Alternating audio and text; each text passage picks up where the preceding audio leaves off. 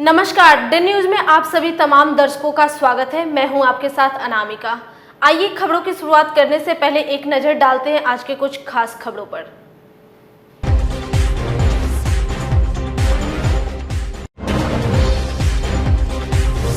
थम गया आखिरी चरण का चुनाव प्रचार। सभी प्रशासनिक तैयारी पूरी, सभी बूथों पर रहेगी पारा मिलिट्री फोर्स की तैनाती।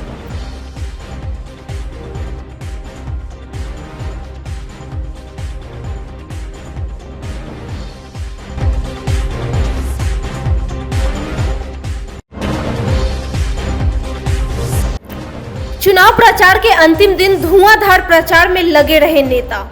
मुजफ्फरपुर के 4 विधानसभा क्षेत्र में तेजस्वी यादव ने की सभा।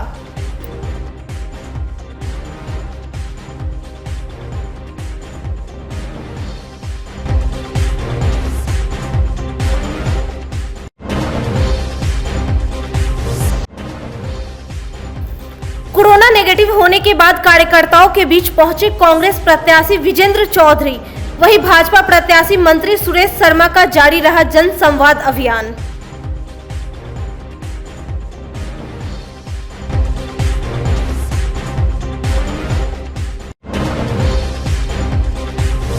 ये थी सुर्खियां, अब खबरें विस्तार से। चुनाव के तीसरे और अंतिम चरण में मुजफ्फरपुर के 6 विधानसभा क्षेत्र में 7 नवंबर को वोट डाले जाएंगे। गुरुवार की शाम प्रचार थमने के बाद से प्रत्याशी जोड़ तोड़ की गणित में जुट गए। जिला निर्वाचन पदाधिकारी सह डीएम चंद्रशेखर सिंह ने बताया कि मतदान की सारी तैयारी पूरी कर ली गई है। मुजफ्फरपुर, बोचहा, औराई, गायघाट, सकरा और कुढ़नी विधानसभा क्षेत्र के सभी बूथों पर पारा मिलिट्री फोर्स की तैनाती रहेगी। एसएसपी जयंतकांत ने कहा कि प्रचार थमने के बाद से जांच पड़ताल और कड़ी कर दी गई है। आज के प्रेस कॉन्फ्रेंस में मीडिया के सभी मित्रों का हार्दिक स्वागत और अभिनंदन है। हम लोग अवगत हैं कि हम लोगों के जिले में द्वितीय चरण में और ओवरऑल राज्य का जो तृतीय चरण है कुल 6 विधानसभा क्षेत्रों में 7 नवंबर को मतदान होना है और उसके लिए प्रचार की जो अवधि थी वो आज समाप्त हुई है। 48 घंटे जो है वो साइलेंस पीरियड रहेगा, इसमें किसी प्रकार का प्रचार प्रसार नहीं किया जाएगा। और अब मतदान के दिन निरीक्षण के लिए जो अभ्यर्थी हैं उनको 3 वाहनों का परमिशन रहेगा, एक उनके लिए अभ्यर्थी के लिए और एक उनके इलेक्शन एजेंट के लिए, निर्वाचन अभिकर्ता जो होते हैं, और एक उनके कार्यकर्ताओं के लिए। उसमें अधिकतम 5 लोग बैठ सकते हैं ड्राइवर सहित। और उसके बाद पैदल जो लोग अपना घर इस बीच में जो करना है कर सकते हैं, लेकिन किसी अन्य माध्यम से कोई प्रचार प्रसार नहीं करेंगे। जो हम लोगों के 6 विधानसभा क्षेत्र हैं, आप लोग अवगत में गायघाट, औराई, बोचहा, सकरा, कुढ़नी और मुजफ्फरपुर। इसमें कुल हम लोगों के जो मतदाता हैं तो 17,95,688 हैं और इसमें महिला मतदाता हम लोग 8,50,637 और पुरुष मतदाता 9,45,072 हैं। कुल मतदान केंद्र हम लोगों के 2,564 हैं, 2564 और कुल लोकेशन हम लोगों के 1,099 हैं। 1,099 जगहों पर ये हमारे 2,564 मतदान केंद्र अवस्थित हैं। इसमें हम लोगों ने महिला मतदान केंद्र ऑल वुमेन बूथ जो है वो बाहर बनाया है, 2 प्रति विधानसभा इधर से, और कुल 11 आदर्श मतदान केंद्र बनाए गए हैं। बाकी जो 3 या उससे अधिक संख्या वाले हमारे लोकेशन हैं मतदान केंद्र की संख्या वाले, या 800 से अधिक मतदाता हैं, तो वहाँ निश्चित रूप से हम लोगों ने जनरेटर की व्यवस्था कराया है। विलम्ब होगा तो उसमें जो है, और इस बार सभी जगह सुबह 7 बजे से शाम को 6 बजे तक मतदान होना है, तो 11 घंटे की अवधि रहेगी। इसके पहले हम लोगों ने जो पीडब्ल्यूडी मतदाता थे और 80 वर्ष से अधिक उम्र के लोग थे, उन लोगों का एक सर्वे कराया था। उनसे फॉर्म 12D हम लोगों ने लिया था सहमति, पोस्टल बैलेट से मतदान के लिए। तो कुल 1410 लोगों ने सहमति दिया था। ये लोग उनके यहाँ संपर्क करने गए थे, तो बाकी लोगों ने कहा था कि मतदान केंद्र पर ही जाएंगे, मतदान करेंगे। और उसमें से हम लोगों ने जब टीम भेजा चरण मतदान दल, तो कुल 1312 लोगों ने मतदान किया और शेष लोगों से संपर्क नहीं हुआ और उनके घर पर सूचना भी चिपकाई गई और 2 बार हमारा मतदान दल आयोग के निर्देशानुसार वहाँ गया। इसमें से कुछ लोग हम लोगों से भी संपर्क किए थे, लेकिन किसी कारण से बाहर थे, नहीं आ पाए। 3 तारीख को पहुँचेंगे या 4 को पहुँचेंगे, लेकिन हम लोगों के निर्धारित समय जो समाप्त हो चुका था, हम लोग उसको नहीं इंटरटेन कर पाए। और बाकी आप लोगों को जो लिखित में सब चीज़ें हैं उपलब्ध कराई जा रही हैं और फोर्स का डेपुटेशन और क्रिटिकल नक्सल और ये सब चीज़ें वोटर आई कार्ड अगर उनके पास है या 11 वैकल्पिक दस्तावेज है उसमें से कोई भी एक लेकर के वो जाएंगे और मतदाता सूची में उनका नाम है तो हर हालत में वो वोट करेंगे। मतदाता सूची में उनको फैसिलिटेट करने के लिए फैसिलिटेट कर दिया। हाँ, लेकिन नहीं है तो उसका मतलब कि नहीं, कहीं भी ऐसा नहीं होगा वो वोट नहीं कर पाए। हम लोग संज्ञान में नहीं आया था, हम लोग देखेंगे।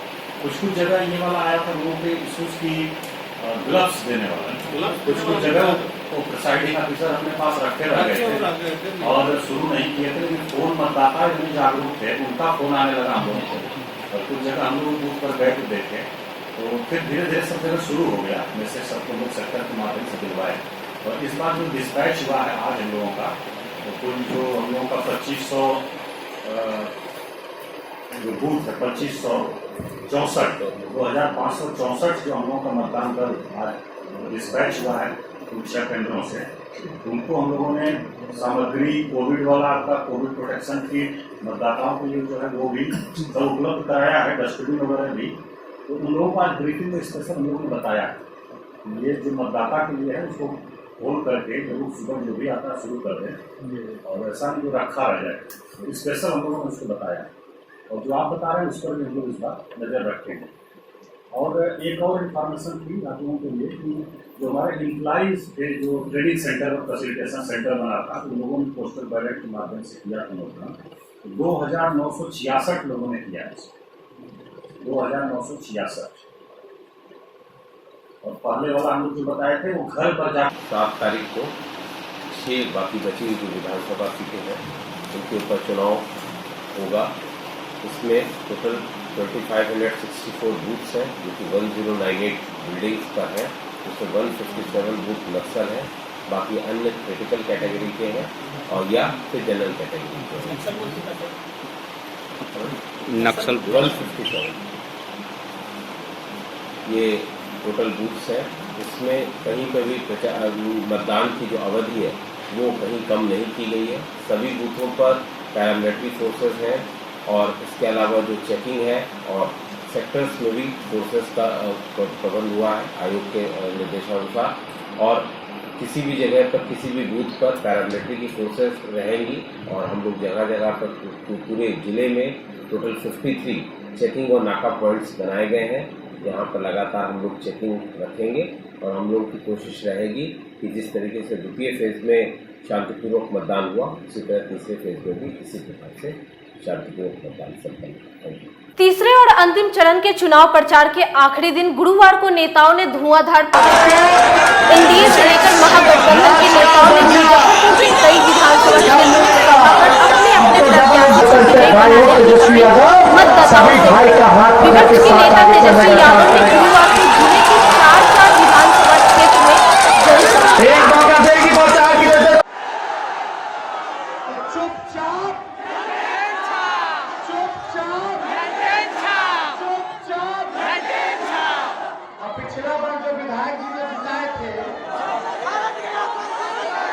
इधर बात मुजफ्फरपुर शहरी क्षेत्र की करे तो यहां कांटे की टक्कर चल रही है। भाजपा प्रत्याशी सुरेश शर्मा और कांग्रेस के विजेंद्र चौधरी अपनी अपनी जीत का दावा कर रहे हैं। कोरोना नेगेटिव होने के बाद कांग्रेस प्रत्याशी विजेंद्र चौधरी गुरुवार को कांग्रेस कार्यालय पहुंचे। पहले से निर्धारित रोड शो को कैंसिल करते हुए उन्होंने बताया कि कार्यकर्ताओं की रिपोर्ट माने तो रोड शो में उपद्रव फैलाने की साजिश की गई है। डेन न्यूज के संवाददाता आमिर के साथ बातचीत में विजेंद्र चौधरी ने कहा कि गंदी राजनीति हो रही है, चुनाव जीतने के लिए विरोधी उम्मीदवार कुछ भी कराने को आतुर है। पूर्व विधायक और कांग्रेस के प्रत्याशी मुजफ्फरपुर से विजेंद्र चौधरी स्वस्थ होकर आम जनता के बीच आज आ चुके हैं। प्रचार प्रसार का आज अंतिम दिन है। अंतिम चरण का चुनाव 7 तारीख को होने वाला है। विजेंद्र चौधरी बात करने के लिए खुद हमारे साथ मौजूद हैं। इनका आज इनके रैली में, इनके सभा में आज जो इनका रोड शो है उनमें जन सैलाब उभरा है। लेकिन इन्होंने अपील किया है कि सब लोग अपने अपने चौक चौराहों पर चले जाएं, वहीं पर स्वागत करें। आखिर में क्या कारण है, सबसे पहले इस पर डिस्कस करेंगे। क्यों सब लोगों को हटा दिया? नहीं, इसलिए कि हमको जो आउटपुट मिला है, कुछ लोग चुनाव जो हार रहे हैं उनको लगता है कि कहीं इतना बड़ा रैली निकलेगा तो इसको फेलियर कैसे किया जाए, किसी चौक पर झगड़ा कैसे बढ़ा दिया जाए। उनके सामने दूसरा कोई रास्ता है नहीं, चूँकि मानसिकता बनी हुई है जनता की कि विजेंद्र चौधरी को जिताना है, भारी वोट से जिताना है और काम करने वाले को जिताना है। काम नहीं तो वोट नहीं। यहाँ से जाने वाला था, हवाई अड्डा यहाँ खुलने वाला था, चला गया दरभंगा में। उसी तरह से सारा चीज़, रेलवे का कारखाना था यहाँ चला गया, एम्स चला गया। अब कह रहे हैं मेट्रो लाएंगे। झूठ का शब्द का बांध चला रहे हैं। जनता मन बना चुकी है। हम एक दिन भी चुनाव प्रचार नहीं कर पाए बीमारी होने के कारण। तो उनके द्वारा कहा गया कि ये बीमार नहीं है, नाटक चल रहा है। तो उनको जाके पता करना चाहिए पारस में भर्ती थे कि नहीं थे। उनको जाके पता करना चाहिए था कि यहाँ पता ही हवाई अड्डा में भर्ती थे कि नहीं थे। तो इस पर भी झूठ की राजनीति हो रही है। इससे गंदी बात क्या हो सकती है। लेकिन परसों चुनाव होगा 7 तारीख को, तो निश्चित तौर पर भारी वोट से सुरेश शर्मा हारेगा। उसको कोई जिताने का ताकत नहीं रखता। आप बता रहे थे कि इसमें बहुत ज़्यादा भीड़ था, लेकिन सब लोगों को आप अपील कर कहते थे, किस बात का डर है आखिर में? डर है। देश में कुछ भी हो सकता है। कहीं भी चुनाव जीतने के लिए नेता लोग कुछ भी करा सकते हैं, फसाद करा देंगे। वो हार रहे हैं, 50,000 वोट से हार रहे हैं। तो उनके मन में चिंता है कि कोई बवाल मचा दो, अफरा तफरी करा दो, चुनाव स्थगित करा दो। ये सब भी प्लानिंग में है।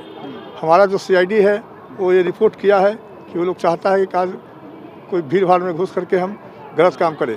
तो इसको हम मौका नहीं देना चाहते हैं।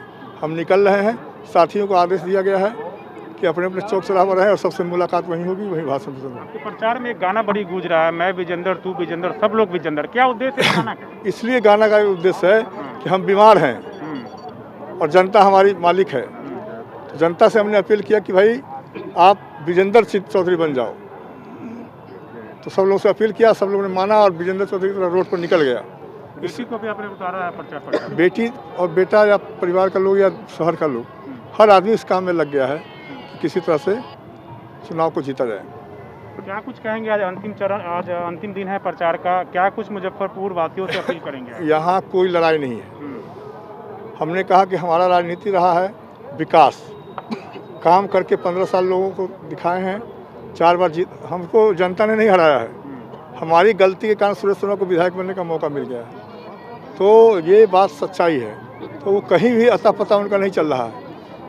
उनका कोई गलत बात बोलते हैं, कमेंट आता है ऐसा तो लोगों को दिखता है कि क्या हो रहा है। तो वो अभी बोले कि विजेंद्र चौधरी का तबीयत खराब नहीं है, इसलिए नहीं खराब है कि नाटक कर रहे हैं। अब कोई आदमी कोरोना से पीड़ित है और कह रहे हैं नाटक कर रहे हैं। कोई आदमी पीड़ित है, कह रहे हैं आप मजाक बना दिए हैं। तो जनता जवाब देने के लिए तैयार है और जनता उनका इलाज करेगी। एक अंतिम सवाल, सत्ताधारी जो नेता है वो कहते हैं कि चश्मा लगा के देखिए कितना विकास हुआ, इस पर क्या टिप्पणी है? बस 10 तारीख को रिजल्ट आएगा और पता चल जाएगा चश्मा किसका तीर का है और किसका शीशा का है। विजेंद्र चौधरी को आप सुन रहे थे, विजेंद्र चौधरी ने अपील किया है कि अपने अपने घर चले जाएं क्योंकि साजिश रची जा रही है। किनकी साजिश रची है इन्होंने स्पष्ट नहीं किया, लेकिन इनका कहना है कि विरोधी साजिश है। जो जुलूस है, जुलूस के शक्ल में दूसरे लोग शामिल होकर मारपीट कर सकते हैं, इसलिए सब लोग से अपील किया है। और ये खुद आज अंतिम दिन है, प्रचार प्रसार कर रहे हैं, लोगों से वोट मांग रहे हैं। अपने कैमरा पर्सन अभिषेक के साथ आमिर, डे न्यूज, मुजफ्फरपुर। विजेंद्र चौधरी के कोरोना पॉजिटिव होने के बाद से उनकी बेटी अंकिता ने चुनाव प्रचार का कमान थाम रखा है। विजेंद्र चौधरी के स्वस्थ होकर मुजफ्फरपुर लौटने के बाद अंकिता चौधरी अपने पिता के साथ मीडिया से मुखातिब हुई और कहा कि जनता का आशीर्वाद मिल रहा है, बात नहीं काम करने वाले की जीत होगी। 7 तारीख को अंतिम चरण का चुनाव होने वाला है। इसमें सभी दल अपना प्रचार प्रसार में जोर शोर लगाए हुए हैं। हमारे साथ बात करने के लिए विजेंद्र चौधरी की बेटी अंकिता चौधरी है, जो लगातार अपने पिता का प्रचार को और लगातार ये कर रही थी, जगह जगह जाकर लोगों से वोट मांग रही थी। उनके पिता अस्वस्थ थे, लेकिन आज वो आ चुके हैं। तस्वीरें आपको पहले हम दिखाना चाहेंगे। खुद विजेंद्र चौधरी मौजूद हैं, उनके साथ में इनकी बेटी अंकिता चौधरी मौजूद हैं। हम अंकिता से खुद बात करेंगे। पिता आ गए हैं, कितना खुश है? खुशी बहुत है। जब जनता का आशीर्वाद मिलता है तो एक तरह की खुशी होती है, जब पिता का आशीर्वाद मिलता है तो अलग तरह की खुशी होती है। बस ये सोच लीजिए कि जीत की घोषणा पिताजी के आने के बाद ही हो गई थी। क्या कुछ कहेंगे? आज अंतिम दिन है, अभी लगातार प्रचार प्रसार कर रही हैं, जनसंपर्क अभियान कर रही है, क्या कुछ कहेंगे अंतिम चरण? देखिए, हम अभी रोड शो से आए हैं और रोड शो में जो समर्थन, जो प्यार, जो आशीर्वाद हमें मिल रहा था गली मोहल्ले के कोने कोनों से, उससे साफ पता चलता है कि आंधी बदलाव की आ चुकी है मुजफ्फरपुर में और जीत पक्की है। ये सोच कर ही खुशी होती है, मगर फिर भी क्योंकि घोषणा का इंतजार करना है, इसलिए 10 तारीख का इंतजार कर रहे हैं। आपको कई भाषण मैंने सुना है, उसमें आपने कहा है कि विकास मंत्री, क्या आपको विकास दिखता है? आपको दिखता है विकास? कौन कौन सा विकास दिखता है? सर देखिए, उस दिन आपने मुझसे सवाल पूछा था कि सुरेश शर्मा जी ने कहा कि उन्होंने यहाँ वाला रोड बनाया है, विजेंद्र चौधरी के घर के सामने वाला रोड बनाया है। ज़रा जाते जाते उसको भी वीडियो में कवर कर लीजिएगा कि रोड कैसा चल रहा है, आपको जवाब अपने आप मिल जाएगा। विकास तो नहीं हुआ, हर घर में डेंगू का मच्छर और सिर्फ समस्या पहुंची है, मगर विकास नहीं दिखा। मैं उनकी इज्जत करती हूँ, मगर मुझे दुख होता है कि उन्होंने किसी के आशीर्वाद का मान नहीं रखा और जनता को बहुत ठेस पहुंचाई है।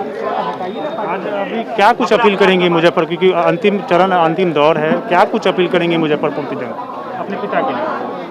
मेरी एक ही अपील है जो मैं पहले दिन से करती आ रही हूँ, विनती है और साथ ही साथ एक कामना भी है कि हर घर तक आप हमारी आवाज़ पहुँचाएं। इस बार जब आप वोट करें तो सोच समझकर वोट करें, सिर्फ उसे वोट ना करें जो विकास की बातें करता है, उसे वोट करें जो विकास ला कर दिखाता है। मेरे पिताजी ने काम किया है और 10 साल से अगर मुजफ्फरपुर टिका है तो वो मेरे पिताजी के 15 साल के काम पे टिका है।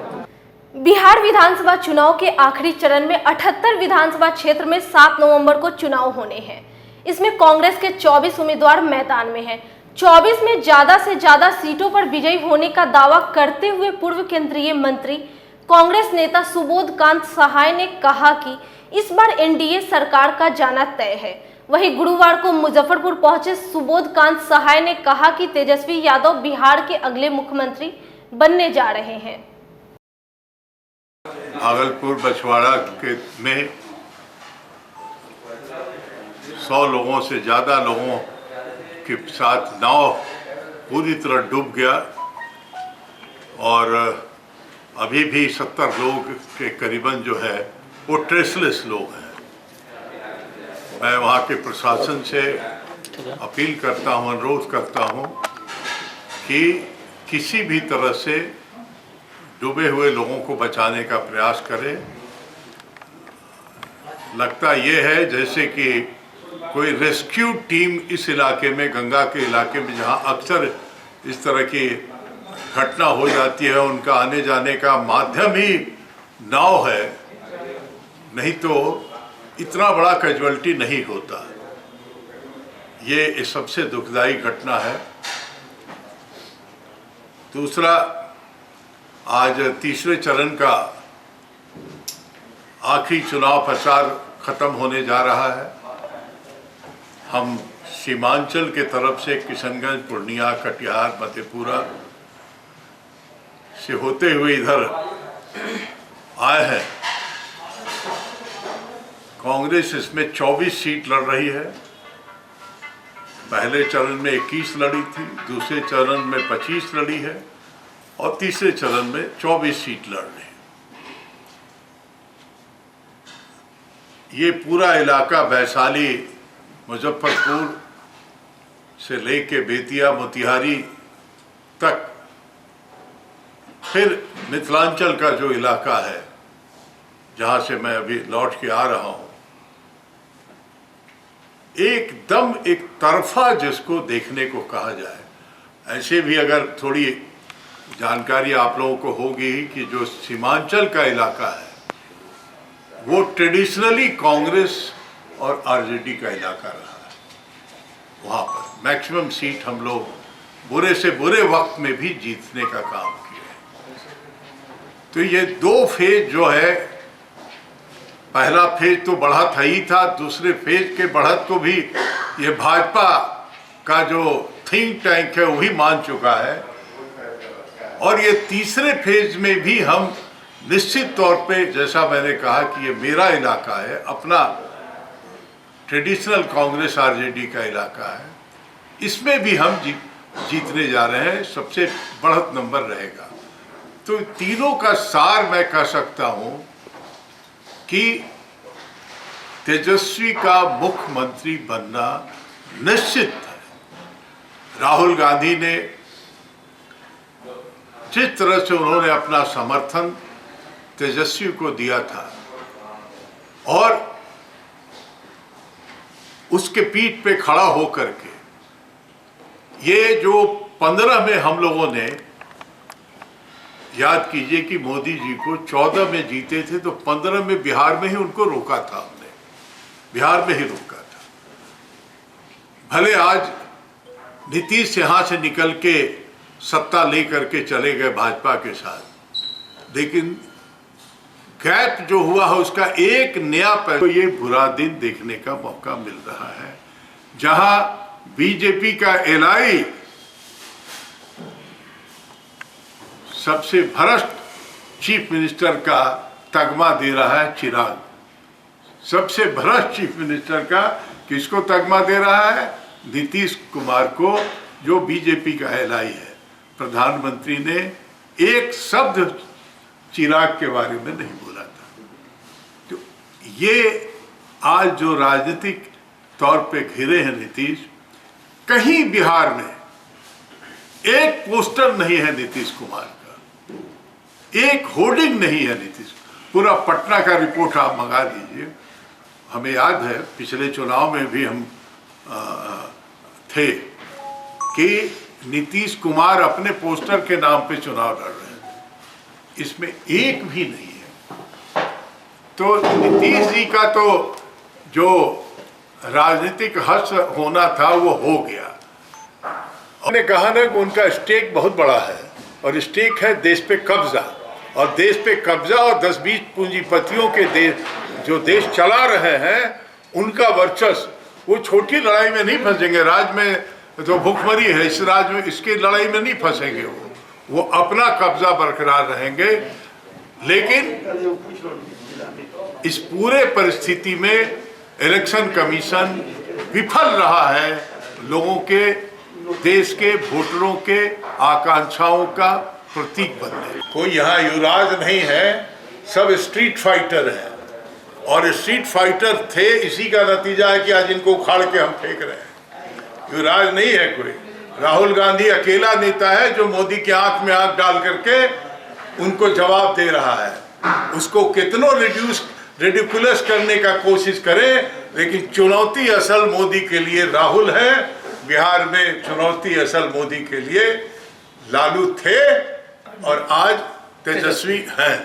इधर अपने जन संवाद कार्यक्रम के तहत भाजपा प्रत्याशी सुरेश शर्मा ने गुरुवार को कलमबाग चौक के सद्भावना नगर वार्ड 47 के 52 बीघा बेला इंडस्ट्रियल एरिया, बालूघाट ढलान, मेहता कंपाउंड सहित कई अन्य मोहल्लों में सभा कर लोगों को संबोधित किया। एनडीए सरकार की उपलब्धि बताते हुए मंत्री सुरेश शर्मा ने कहा कि बिहार तरक्की की राह पर है, ऐसे में फिर से 90 वाली सरकार को लाना विनाशकारी होगा। सुरेश शर्मा ने कहा कि 10 नवंबर के बाद बिहार में एक बार फिर से नीतीश के नेतृत्व में एनडीए की सरकार बनने जा रही है।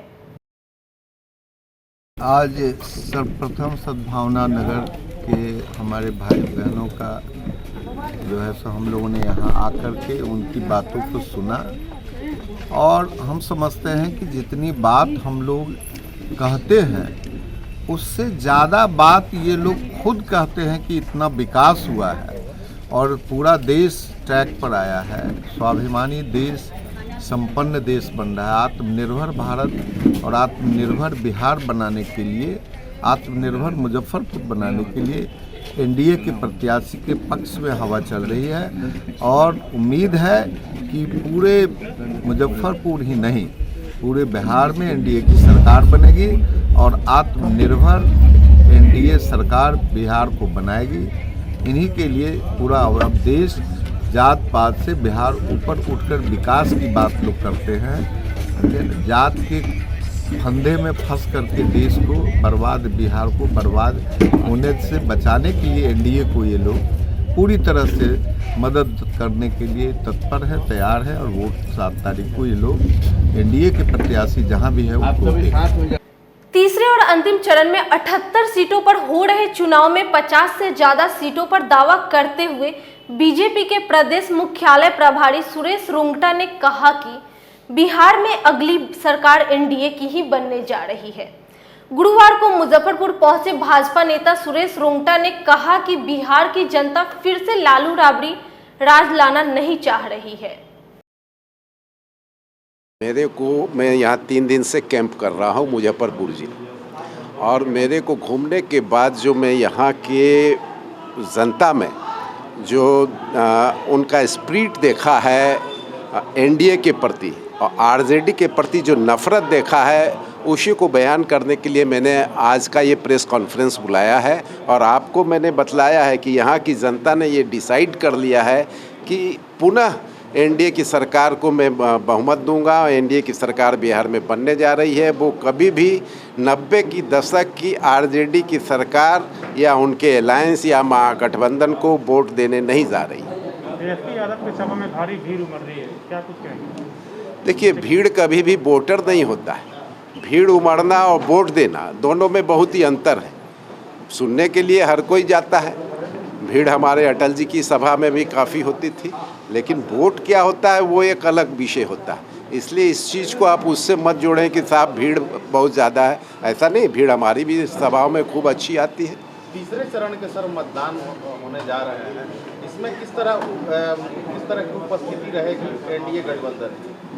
देखिए, तीसरे चरण में 78 सीटों पर मतदान होना है, और ये हम लोग का पूर्ण विश्वास है कि 50 के लगभग सीट एनडीए को इस तीसरे चरण में मिलने जा रही है, और हम पूर्ण बहुमत के साथ जो है इस प्रांत में पुनः अपनी सरकार बनाएंगे। और ये जनता की जीत होगी, एनडीए की जीत होगी, और ये लोकतंत्र की जीत होगी। ग्रैंड डेमोक्रेटिक सेक्युलर फ्रंट के उम्मीदवार संजय ठाकुर ने कहा कि आज तक किसी भी पार्टी का उम्मीदवार मुजफ्फरपुर का विकास नहीं कर सका।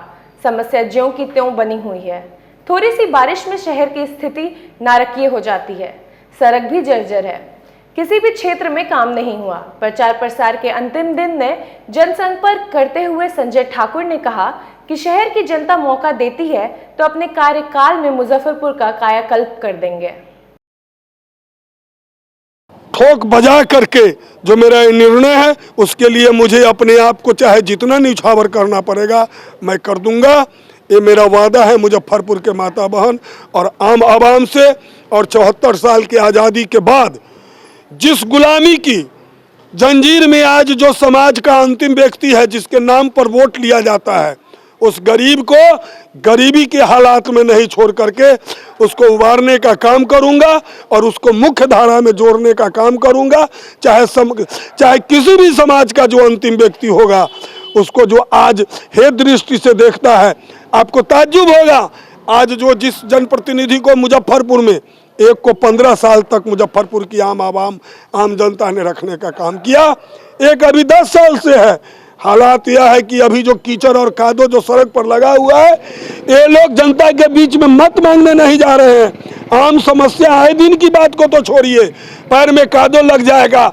अगर वह गरीब जनता जो बीमारी से पीड़ित है उसकी हवा वायुमंडल में जो है उसको श्वास से कहीं वह बीमारी हो जाएगा, इसलिए वह घर से निकलना अपने को मुनासिब नहीं समझता है। आम जनता को अपने हालात पर मरने के लिए छोड़ रखा है। ये हालात मुजफ्फरपुर की है और हमारी पूरी कोशिश रहेगी कि मुंहतोड़ जवाब दूंगा। और मैं तो मुंहतोड़ जवाब, मेरा तो धर्म बनता है। मैं तो गांव का एक अंतिम छोर में रहने वाला व्यक्ति हूं।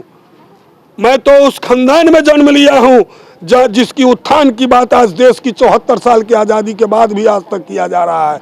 लेकिन हालात क्या है? हालात तो बद से बदतर है। आप देख सकते हैं, किसी भी मोहल्ला के जाकर के वहाँ के माता बहन से आप पूछ सकते हैं कि किस हालात में अपना ज़िंदगी बसर कर रहे हैं। आज 6 महीना 7 महीना से जो घर घर में पानी लगा रहा, 2.5 फीट 3 फीट 4 फीट पानी लगा रहा, कोई भी जनप्रतिनिधि जिसको वोट दे करके जनता जिताती है, एक भी जनता के बीच में आकर के सुधि लेने का काम किया क्या? आज तक पूछने का काम किया क्या कि तुम किस हालात में हो? उसके बाद आज कोरोना से पीड़ित है, आज डेंगू से पीड़ित है, आज टाइफाइड से पीड़ित है, बेरोजगार युवक के दिग्भ्रमित हो रहे हैं। आज साल भर से कोई कार्य योजना नहीं है जहां अपना रोजी रोटी और उसकी अपनी समस्या को दूर करे। मजदूर की स्थिति बद से बदतर है। व्यापार जो मुजफ्फरपुर का मुख्य पेशा व्यापार है, व्यापार का मंडी मुजफ्फरपुर है। आज जो व्यापार व्यवसायी करता था उसकी हालात मजदूर से बदतर हो गई है। ये हालात मुजफ्फरपुर की है, इतना बदतर मुजफ्फरपुर की हालात है और इस हालात को सुधारना पड़ेगा, दृढ़ संकल्पित होना पड़ेगा। और जब तक जनप्रतिनिधि दृढ़ संकल्पित नहीं होगा, मुजफ्फरपुर की जो व्यवस्था है, बड़ा तकलीफ होता है, बहुत तकलीफ होता है। मुजफ्फरपुर को जो विकास होना चाहिए था, आज मुजफ्फरपुर, आपको पता होगा कि जो आप 6 महीना पहले, आज अगर दिल्ली शहर है, 6 महीना पहले अगर आप गए रहे होइएगा, 6 महीना के बाद जाकर के देखिए जो तस्वीर नजर आएगी। जनसंख्या की आबादी के अनुसार देश का बजट बनता है और उस बजट में जिसकी जितनी जनसंख्या, जिस स्टेट की जितनी जनसंख्या रहता है उसके अनुसार उसको हिस्सेदारी मिलता है। क्या कारण है कि आज दक्षिण का जो केरला से, तमिलनाडु से लेकर के और जितने भी आंध्रा, जितने भी प्रदेश है, महाराष्ट्र, जितना भी प्रदेश है, जो हमारा देश का बजट है, हिस्सेदारी जब बराबर होता है तो क्या कारण है कि उसकी ऊंचाई तक 100%, आपके देश के अंदर में केरला ऐसा प्रदेश 100% तक शिक्षित है। आज हालात यह है कि उत्तर बिहार की जो स्थिति है, इतनी बद से बदतर स्थिति है। ये सबको समझना पड़ेगा। यहाँ कहीं ना कहीं जो राजनीतिक दूरदर्शिता थी वह खत्म होता जा रहा है, विलुप्त होता जा रहा है। लोग तानाशाह के रूप में जा रहे हैं। ये हालात हो चुका है। प्रधानमंत्री मोदी के हमशक्ल के रूप में देश भर में चर्चित अभिनंदन पाठक अभी मुजफ्फरपुर में हैं और इस बार एनडीए के खिलाफ चुनाव प्रचार कर रहे हैं। यूपी के सहारनपुर निवासी अभिनंदन पाठक बिहार के हथुआ विधानसभा क्षेत्र से निर्दलीय चुनाव भी लड़ रहे हैं। इस बार बिहार के महागठबंधन की सरकार बनने का दावा कर रहे अभिनंदन पाठक का कहना है, 2014 में बनारस जाकर मोदी के लिए प्रचार किया, लेकिन अब तक अच्छे दिन नहीं आए। बिहार की एनडीए सरकार भी विल्फ रही। पेश है हमारे संवाददाता आमिर के साथ अभिनंदन पाठक की बातचीत। एक समय में प्रधानमंत्री नरेंद्र मोदी के भक्त रहे अभिनंदन पाठक हमारे साथ मौजूद है। आज कांग्रेस के प्रचार प्रसार में आए हैं मुजफ्फरपुर। सबसे पहले हम इनको दिखाना चाहेंगे, अपने कैमरा पर्सन को कहेंगे कि दिखाइए, इनका तस्वीरें दिखाइए। और देखिए एकदम नरेंद्र मोदी की तरह ही एकदम ये दिखते हैं, पहनावा भी इनका इसी तरह, इनसे बात करते हैं। आज आप एक समय में नरेंद्र मोदी के भक्त रहे, मुरीद रहे, क्या ये रहा जो आप कांग्रेस में चले हैं? देखिए साहब, अच्छे दिन आए नहीं, काला धन आया नहीं, रोजगार मिला नहीं, 15 लाख खाते में आए नहीं। यहाँ डबल इंजन की सरकार पूर्णतः फेल है। मैं अपने बारे में आपको बताना चाहूँगा। मैंने 2 महीने पहले पटना में स्टेटमेंट दिया है कि बिहार की जनता परिवर्तन चाह रही है और परिवर्तन होने जा रहा है। आज जो माननीय मुख्यमंत्री जी के स्टेज पर आलू प्याज, ये विरोध है जनता का। आज जनता की जो आस्था है वो राहुल गांधी में, तेजस्वी यादव में, और स्वयं ये जो इसको आप नकली मोदी या जो भी कहें, मेरे चेहरे पे जमाने के हैं पहरे कितने, और मैं मुस्कुराया तो उतर जाएंगे चेहरे कितने। इसी चेहरे ने छत्तीसगढ़ में पोल खोलने का काम किया। मैंने पूछा चौकीदार जी, मैंने पूछा प्रधान सेवक जी, बताइए क्या अच्छे दिन आए, बताइए क्या काला धन आया, क्या 15 लाख खाते में आए, क्या रोजगार मिला? बिहार की जनता माफ नहीं करेगी। हे नीतीश बाबू, हे डबल इंजन वालों, बताओ 15 साल में तुमने एक भी सुई बनाने का कारखाना लगाया? नहीं लगाया। जब आपने कुछ किया नहीं, अब आप पूरा टीम भारत की बिहार के चुनाव पर, मेरा हमेशा कहना है कि बिहार पूरे देश को चलाता है पर बिहार को चलाने वाला कोई नहीं है। मैं निर्दलीय प्रत्याशी लड़ा हूं गोपालगंज के 2 चरण में, और मेरे सामने 67 हम निर्दलीय प्रत्याशी चुनाव मैदान में हैं। चुनाव जीतकर हम महागठबंधन की सरकार में, तेजस्वी यादव की सरकार में, राहुल गांधी में आस्था रखते हुए महागठबंधन की सरकार बनाने जा रहे हैं और परिवर्तन होने जा रहा है। लेकिन दिखते तो आप मोदी की तरह। देखिए, वहां तक ये बिहार के चुनाव की बात है, मैं क्षम यहाँ पे ये लेके खड़ा हूँ।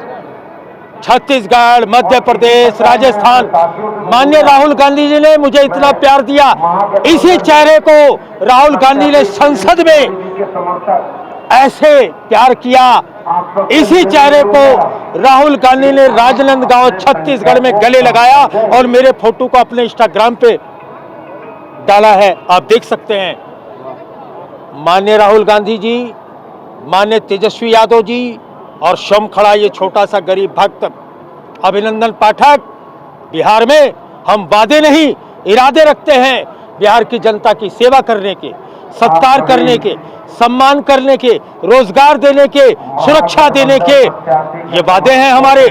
बिहार में तेजस्वी की सरकार में, महागठबंधन की सरकार में कोई पलायन नहीं होगा, रोजगार मिलेगा, कोई हत्या नहीं होगी, सुरक्षा होगी, ये होने जा रहा है। 10 तारीख को परिणाम सामने है। मोदी जी से कैसे बैर हो गया था?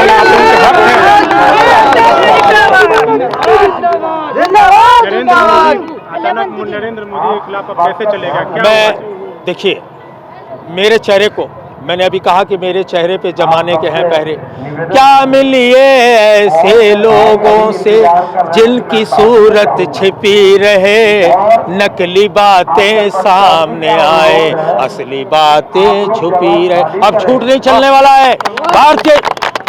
भारतीय जनता पार्टी की एक परिभाषा है, बड़का झूठा पार्टी।